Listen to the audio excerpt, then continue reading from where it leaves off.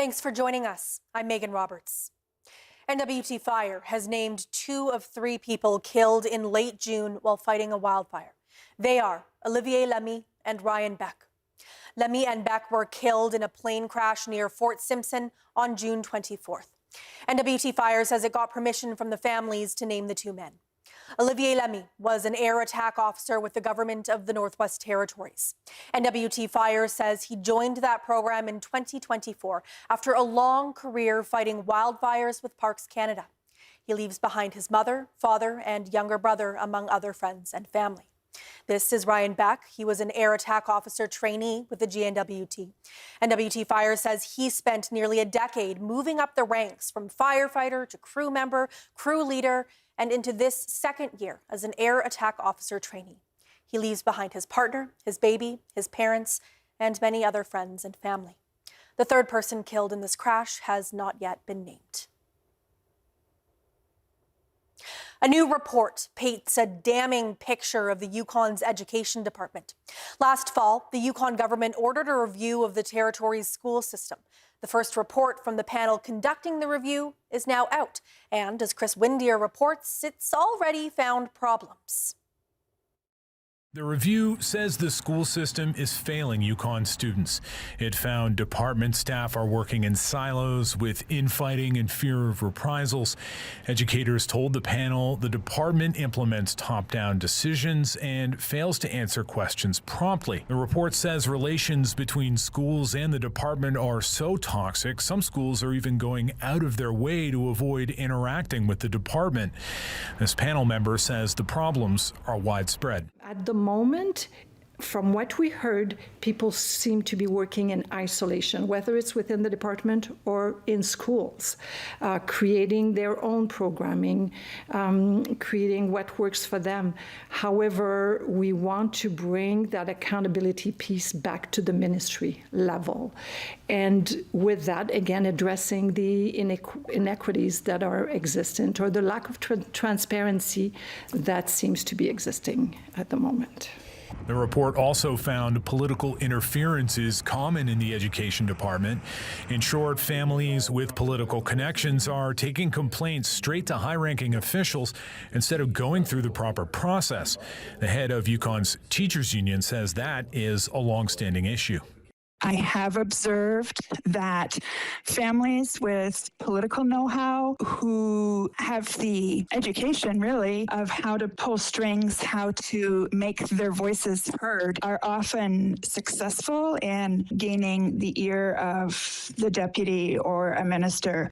The panel makes 4 recommendations to improve the school system: new policies to curb political interference, creating a school board or education authority to directly manage schools, more policies and services to help kids with special learning needs, and new measures to improve accountability. Education Minister Scott Kent says he's taking the report seriously. I think that's the most important thing that I want, Yukoners to take away from this, is that we're going to implement these recommendations and we're going to, triage essentially what is in this initial status report and from a short-term and medium-term basis and get after it and start implementing these as soon as we can.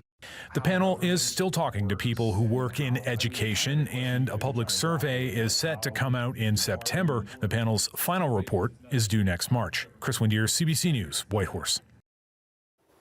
The town of Inuvik, Northwest Territories, is moving to oppose a recent rate increase by Inuvik Gas at a council meeting tonight.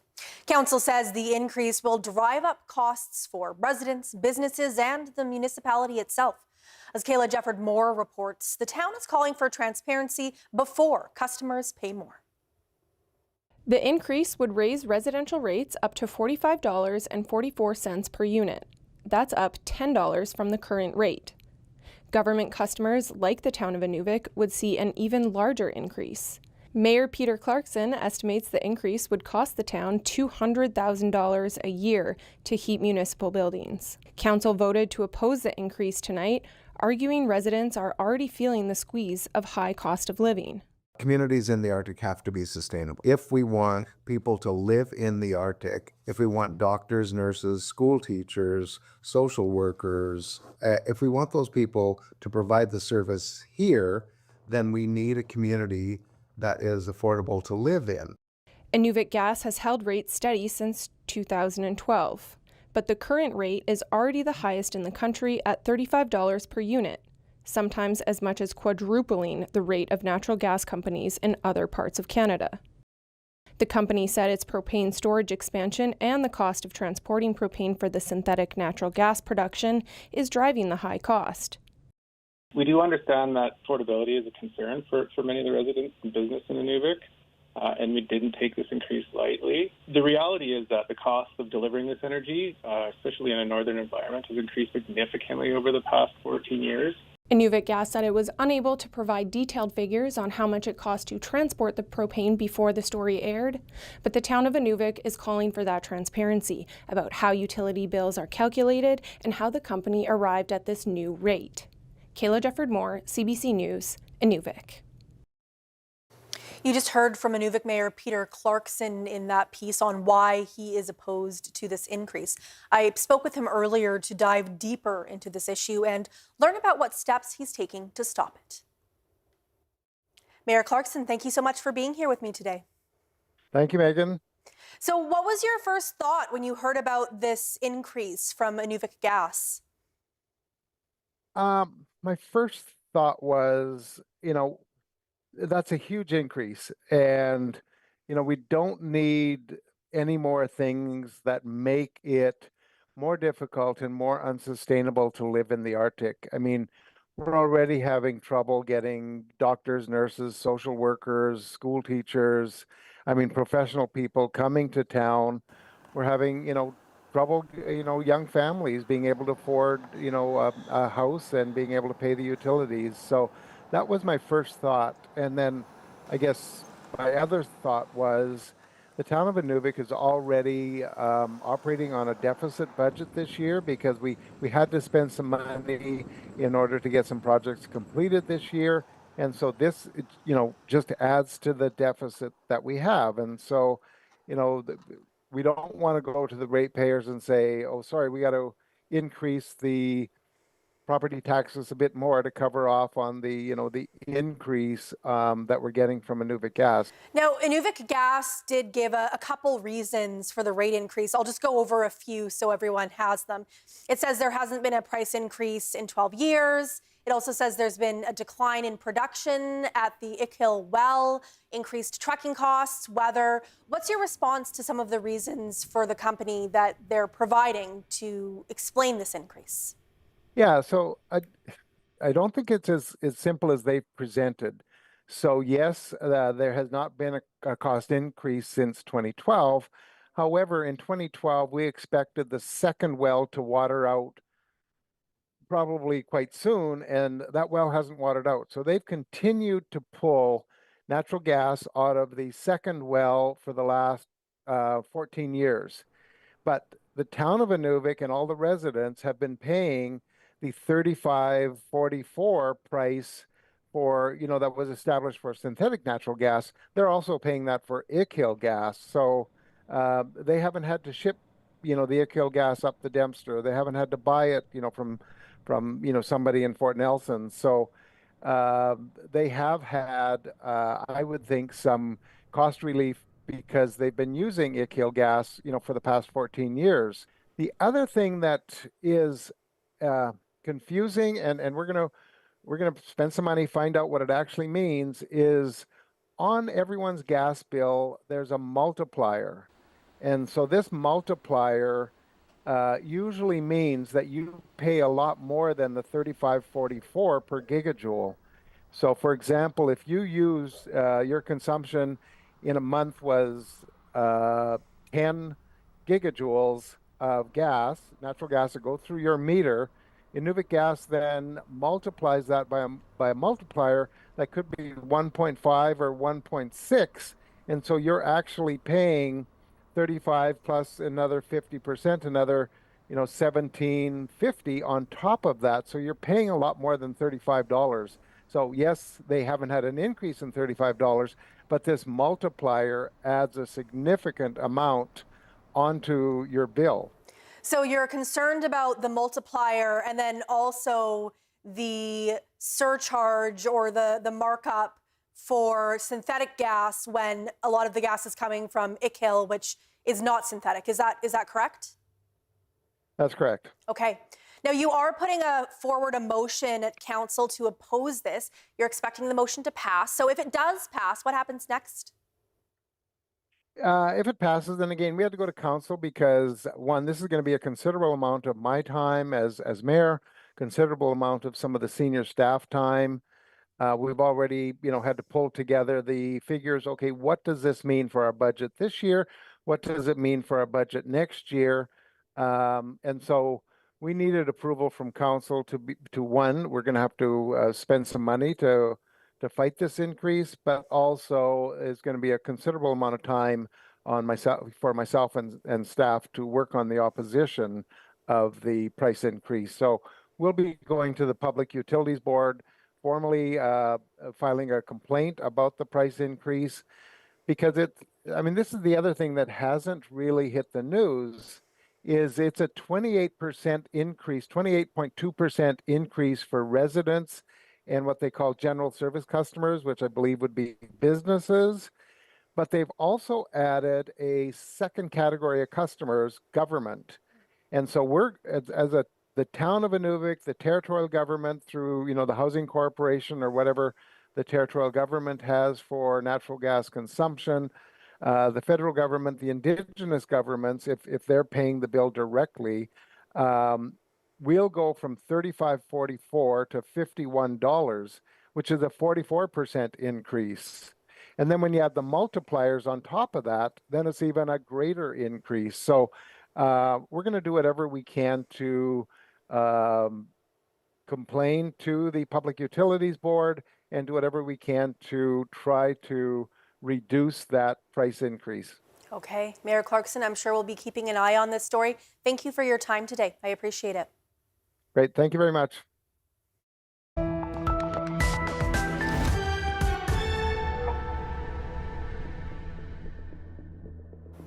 There's no end in sight for communities under evacuation orders in the Northwest Territories. For more than a week, hundreds of people have been displaced because of wildfires threatening two communities, Fort Simpson and Wrigley. Weather conditions are improving today. Kate Kyle has the latest. Lighter winds and rain is exactly what firefighting crews in Fort Simpson have been hoping for, but it's still extremely dry and the threat isn't over. Crews are fighting fires burning in two residential areas just outside Fort Simpson's main town site. They're putting out spot fires scattered between homes and other structures, and crown fires in dense stands of trees. One home has been lost since the fires started. About 120 wildland firefighters and about 75 structural firefighters are now working on the blaze. It's definitely cooler temperatures with that rain. Unsure how much rain will actually hit the fire and how long it will keep raining, but it's increased the relative humidity, so moisture content in the air, which should, at least for today, lower fire behavior in areas where we're working in and around structures. Tower says there's still a lot of work ahead before evacuees can return home, like getting fires near the ferry landing and the airport under control. There's also fires burning along Highway 1, the only road to Fort Simpson, and Wrigley, which is also under an evacuation order. That fire still remains about 12 kilometers from Wrigley. Evacuees from both communities can only return when it's safe. Officials cannot yet say when that will happen. Kate Kyle, CBC News, Yellowknife. A new film explains why Nunavut hunters are worried about the Grays Bay Road and Port project. Ottawa recently announced it would consider listing that project as one of national interest. But a Nunavut Hunters and Trappers Association is against it, and it hopes this film will bring attention to its concerns. The CBC's Mahnor Mubarak has that story.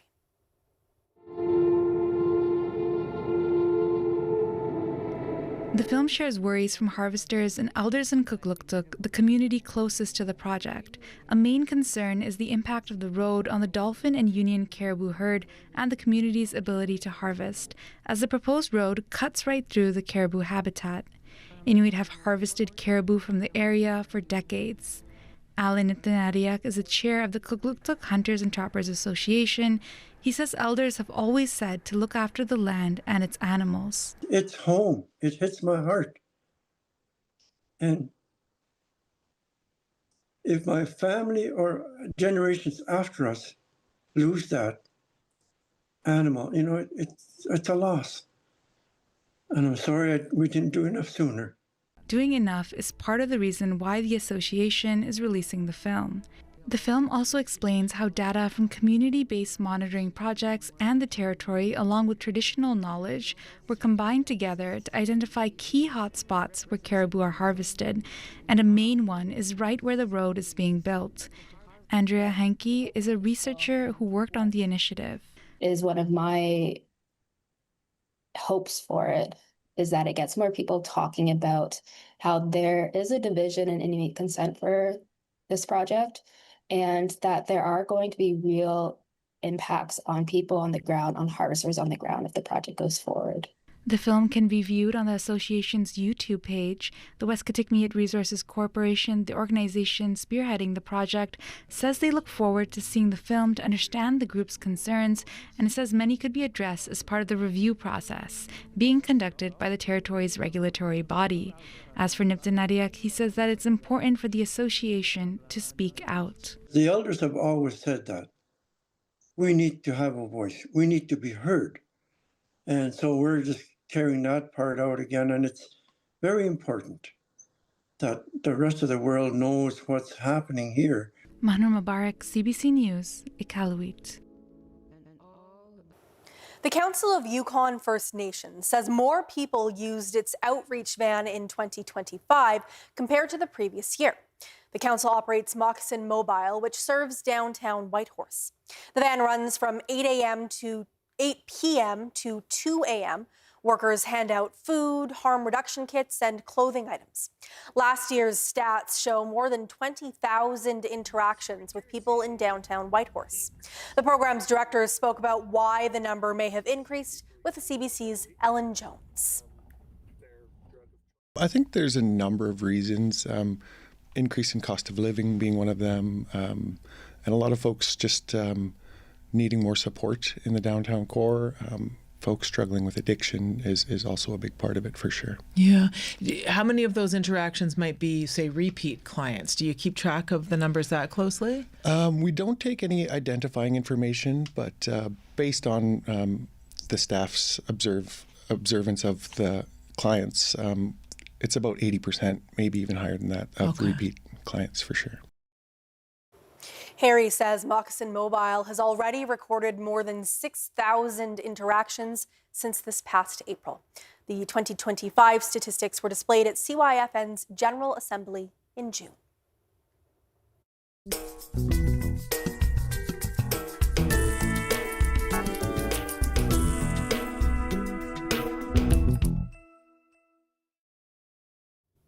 Tomorrow is Nunavut Day. It marks the passage of the Nunavut Land Claims Agreement Act, which went into effect July 9th, 1993.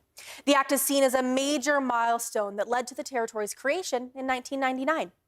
Nunavut Dungavik Incorporated, or NTI, is preparing celebrations in Iqaluit, Rankin Inlet, and Cambridge Bay. There will be performances, games, contests, and, of course, food. NTI's newly elected leader says she's excited for her first event as president. I am very excited taking part in this for the first time as the president of NTI. I went to the Nunavut Day celebration event last year and the years before. I enjoy the event celebrating Nunavut Day, and I'll be there again this year. Is also hosting some online-only events. Those include vehicle decorating and coloring contests. The Klondike Spirit is sailing full steam ahead in Dawson City, Yukon. After 6 years of being parked on the land, the paddle wheeler is now back in the Yukon River.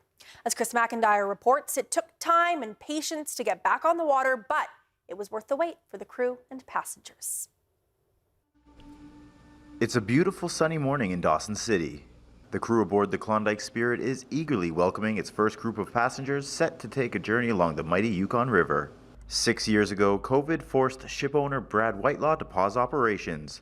Last year, Whitelaw put the boat back in the water, hoping to restart the business, but he says the timing wasn't right. Was late in the season and not enough certified people to operate. I need a captain and an engineer, and I was the only one here. COVID knocked me out of the river and all my crew left. Whitelaw says this year he found his captain. He says with a full crew and favorable weather on his side, business is back to normal, and maybe even better. Whitelaw says COVID separated people, and now the Klondike spirit is able to bring them back together. Yeah, it creates its own air. I find people get a little more romantic. They stand a little closer together, and the intermingling of them and people from all over the world, that gives them a different vantage point of Dawson is to be on the river, and gives them an opportunity to see Moosehead Village as well from the shipwrecks, which they wouldn't otherwise be able to likely see during their stay. So it's just a thrill to see people walking away with smiles on their faces, and so it's all those things that just put the wind under your wings, man, and we're starting to fly now, so it's wonderful. The Klondike Spirit runs tours twice a day, 7 days a week until September. Once aboard, passengers get taken down the river toward the Moosehead Village and the shipwrecks. The boat then turns and heads back upriver, passing town and turning around again at the confluence where the Yukon and Klondike rivers meet. The total trip takes about an hour and a half. On today's voyage, there were many first-timers to Dawson and the Klondike Spirit. It was beautiful. It was lovely to be cruising down the river with the sound of paddle boat. It's just really nice. Yeah, really adored it. Diddle. Yeah, the boat is very interesting because this is old history boat with paddle wheel, and you feel more like the water. The experience is so calm on the water, and it's perfect. Yeah, it was great. Great scenery, great guide talking about the area and the history. Yeah, really enjoyed it. Do it. Make it a bucket list item. You enjoy it. Diddle. There's something for everybody any time of year in Dawson City, but if you're here in the summer, you'll find the spirit of the Klondike here on the Klondike Spirit.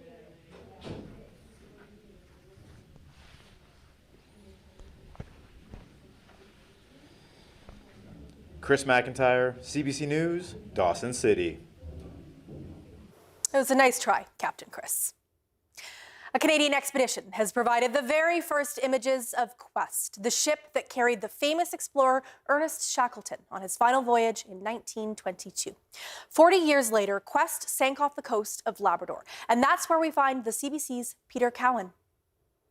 I'm on board the research ship Atlantis, and we're getting the very first images of the wreck of Quest down here in the Labrador Sea. An ROV went down late at night. That's a remotely operated vehicle, bringing back the very first images of this shipwreck that sunk while it was sealing. This is a ship that Ernest Shackleton explored Antarctica on. He, in fact, died on board. And this ship is significant for the Royal Canadian Geographical Society. They're spending millions of dollars to mount this expedition to get these images to show just what's left. What they didn't expect to see was so many fishing nets entangled in the wreck. That's disappointing. It makes it really challenging for us to get type of imagery in the digital twin that we wanted to get. So we'll have to have a review of that, exactly what our objectives are going forward. Now, it's not just remotely operated vehicles that are exploring this wreck. The submersible Alvin is taking people down, and in fact, the head of the Royal Canadian Geographical Society, John Geiger, was on that very first dive, getting to be one of the very first people to ever see that wreck in person, and he said it was a moving experience.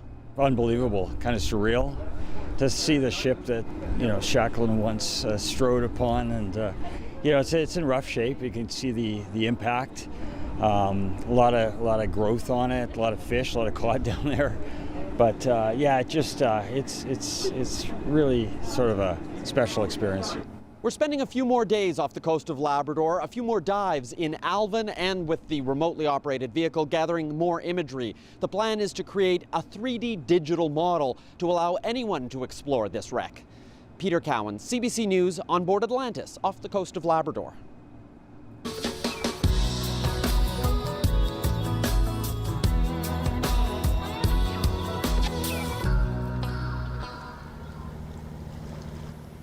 Parts of Nunavut recently got hit with warm weather. Iqaluit set a record on Sunday for the hottest July 5th ever.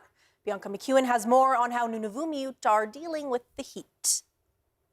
Jasmine Akiaguk is dressing a little differently lately. I'm used to wearing sweatpants and like a sweater or a t-shirt during the summer, but this is like, I'm in shorts right now. Like, this is pretty crazy. Like, yeah, it's definitely something different. We're definitely experiencing climate change firsthand, and it's pretty crazy and sad to see. The heat hit Iqaluit on Sunday, with Environment Canada issuing a yellow warning for a heat wave which ended Monday. A daily temperature record was also set in 7 other communities Sunday.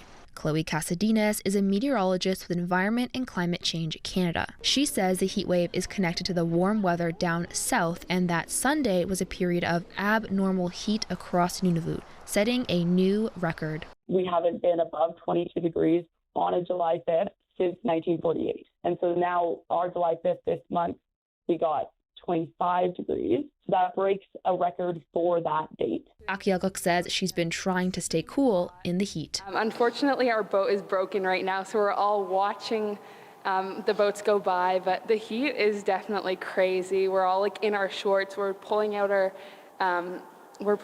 clothing for our summer vacations. It's like we haven't had to do this like forever. Leslie Makona says her home doesn't have AC, but she tries to keep the windows open and use a fan. At home, it's like really, really hot. Like everyone's wearing shorts and everything. So when I'm like off work, I'll just wear shorts or sweaters because like the weather got really hot. Just coming back from school and I just like, oh, it's gonna be cold. No, the heat just hit my face really hard. Akiaguk says they have fans at home, but might need to get an AC with how hot it's been.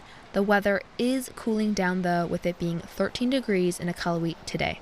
Bianca McEwen, CBC News, Iqaluit.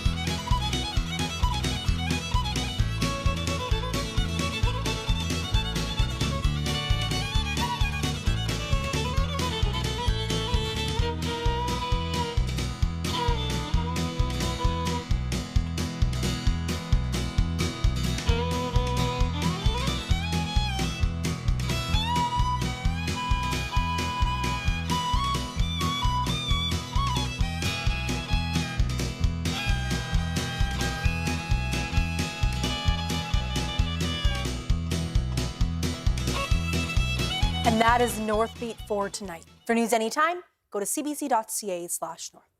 Thank you for watching. We leave you tonight with video from a gathering in Yellowknife that supported Filipino evacuees from Fort Simpson. Yellowknife's Filipino community provided food, clothes, and essentials to the evacuees last Sunday. I'm Megan Roberts. Have a good night.